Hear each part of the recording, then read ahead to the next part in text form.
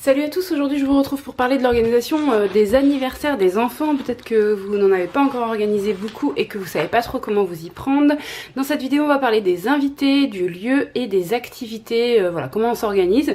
Donc pour les invités, pour moi il y a deux règles assez simples. La première c'est que pour tous les enfants de moins de 3 ans, quand on invite un petit comme ça, il faut également inviter sa famille. Donc ça sous-entend soit de se connaître bien, soit de risquer de se retrouver avec des gens avec qui on n'a pas du tout d'affinité. Et donc en ce qui me concerne, je choisis, vous l'aurez compris, plutôt d'inviter vraiment des gens avec qui je suis proche. Donc je crois pas qu'il y a de nombre limite en fait d'enfants. À partir du moment où on invite ses parents avec, au moins un de ses parents, souvent on invite aussi les frères et les sœurs, hein, donc voilà, faut réfléchir en termes de famille.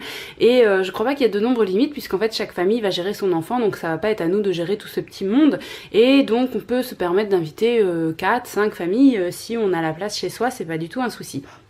Pour les enfants qui ont plus de 3 ans et qui sont donc en général scolarisés, qui ont en tout cas l'habitude plus de faire des activités en groupe, que ce soit en club ou dans des activités ponctuelles ou à l'école, peu importe, mais en tout cas ils peuvent commencer à avoir envie de faire des choses un petit peu plus sans leur famille, parce qu'ils sont invités eux-mêmes sans leur famille. Ils peuvent avoir aussi envie d'inviter leurs copains seuls. Donc effectivement on peut inviter à mon avis les copains seuls, mais toujours à condition de bien les connaître. En tout cas c'est ma règle à moi, je trouve que c'est beaucoup plus prudent quand on invite un enfant qu'on connaît bien, qu'on a déjà vu beaucoup de fois, dont on connaît la famille, voilà, pas juste qu'on connaît de vue, parce qu'on sait pas du tout si c'est un enfant qui est introverti, qui va facilement s'inclure dans la fête, qui va être à l'aise d'exprimer ses sentiments si jamais par exemple il se sent triste de quelque chose, en colère de quelque chose. Donc on peut se retrouver dans une situation un petit peu de malaise en fait avec un enfant qu'on connaît pas, ou alors avec une famille qui aura un comportement assez inadapté devant nous, en présence de nos enfants, etc. Donc je trouve que c'est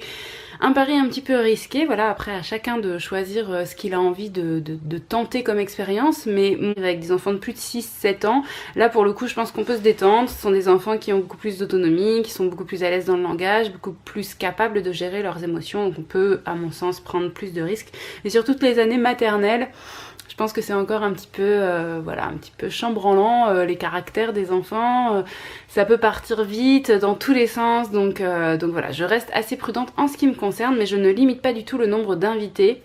On entend parfois la règle 1 an, un invité, 2 ans, 2 invités, etc. Je trouve que c'est débile déjà parce que, voilà, avec ma façon de faire, en fait, c'est pas du tout représentatif. Si on connaît très bien les enfants et qu'on sait qu'ils s'entendent tous très bien d'ordinaire, on peut très bien en avoir 5 en même temps. De 4 ans, c'est pas un souci, hein, mais voilà, après il faut les connaître. Donc si on invite beaucoup de petits, il faut avoir les familles, donc voilà. Je reviens pas dessus, vous avez compris. Et puis je trouve que c'est débile aussi pour une deuxième raison, c'est qu'un enfant n'a pas forcément que des amis de son âge, il peut avoir des amis plus grands ou plus petits, donc cette histoire de tranche d'âge, je trouve que c'est pas forcément très pertinent. On passe au lieu, donc je vais donner les avantages et les inconvénients de chaque lieu. Si c'est chez vous, vous avez l'avantage d'avoir tout à disposition, votre cuisine, vos jouets, vos toilettes, votre lavabo en cas de petits pépins, etc. Si c'est à l'extérieur, vous n'aurez pas cet avantage-là. Mais ce que vous aurez comme avantage à l'extérieur, c'est d'avoir la possibilité de laisser les enfants vraiment gambader librement, chose qui va peut-être être un petit peu plus compliquée chez vous. Chez vous, vous aurez cet inconvénient de devoir un petit peu plus les canaliser pour éviter qu'ils ne se blessent. Vous aurez aussi l'inconvénient d'avoir des choses peut-être à ranger pour éviter qu'elles ne soient cassées, peut-être d'avoir beaucoup de désordre à la fin, ça il faut s'y attendre aussi, alors qu'en extérieur on a cet avantage d'avoir moins à faire attention. Par contre il va falloir aussi qu'on s'organise un petit peu plus pour emmener en extérieur tout ce dont on pourra avoir besoin, et aussi on aura l'inconvénient de la météo vraiment imprévisible et qui va peut-être un petit peu nous gâcher la fête si toutefois on avait prévu d'être à un endroit complètement pas protégé.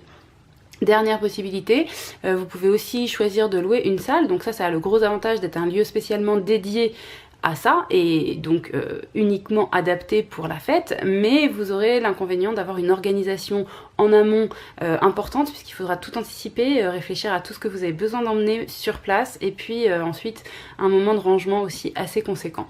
Au niveau des activités, quand les enfants sont assez petits, donc 0-3 ans, je pense qu'on peut les laisser en jeu libre. Si on laisse à disposition suffisamment d'activités pour que tout le monde puisse s'occuper, ça peut le faire comme ça tout seul, surtout avec les parents présents, chacun qui canalise un petit peu son propre enfant, ça marche bien. Si vous avez des enfants un petit peu plus grands, vous pouvez partir vers des jeux organisés spécialement pour l'occasion. Je trouve que c'est très sympa parce que ça donne un univers un peu à la fête, donc vous pouvez même choisir un thème. Ça peut être un truc très très simple avec des petits jeux de kermesse, vous savez, chamboule tout, pêche à la ligne, jeu de quilles, des choses comme ça. Ou ça peut être un truc un petit peu plus réfléchi avec une grande chasse au trésor, un ennemi commun à combattre, une construction commune à faire avec des pièces qu'on aura retrouvées à différents endroits. Enfin voilà, vous pouvez laisser aller votre imagination, ou un jeu que vous aimez bien, que votre enfant aime bien, en version géante, type un puzzle XXL, voilà, que vous-même vous aurez construit par exemple, ou un colorino géant, un lynx géant. Enfin voilà, tous ces jeux, un memory géant, vous pouvez réfléchir à tous ces jeux version XXL. Ça peut être aussi un moyen de relier les enfants très sympa pour les canaliser autour d'une même activité sans que ça parte un peu trop dans tous les sens. Parce que des fois, vous savez, avec l'excitation, c'est un petit peu... voilà, c'est un petit peu plus dur pour eux de se poser, de jouer calmement, mais ça dépend vraiment des caractères. Donc à vous de voir en fonction de votre enfant.